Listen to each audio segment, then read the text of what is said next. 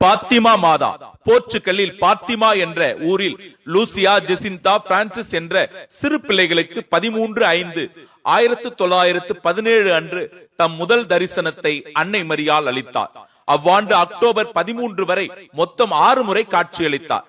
காலையில் வழக்கம் போல் ஆலயம் சென்று திரும்பி ஆடுகள் மேய்க்க போன இடத்தில் அந்த பிள்ளைகளுக்கு நெடுந்துயர்ந்த ஓக் மரத்தின் மேல் பேரழகு இளம் நங்கையாக அன்னை தோற்றமளித்தார்.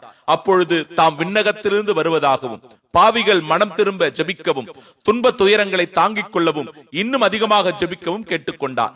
மத எதிர்ப்பு ஆட்சியாளர் குழந்தைகள் கண்ட தரிசனத்தை பொய்யாக்க முயன்று சிறைப்படுத்தி பணிய வைக்க முயற்சித்தும் முடியவில்லை. இவர்கள் அடைத்து வைக்கப்பட்ட சிறைச்சாலை ஆன்மீக சாலையாக மாறியது. வேறு வழியில்லாததால் விடுதலை செய்யப்பட்டனர்.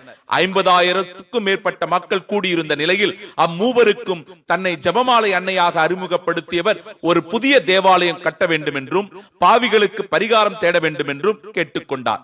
உண்மையை புரிந்த மக்கள் அன்னையை சரணடைந்தனர்.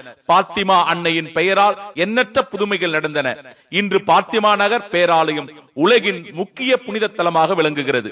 ஜெபமாலை பக்தியில் ஈடுபட்டிருப்போரின் உற்ற பாதுகாவலியாக அன்னை விளங்குகிறார்.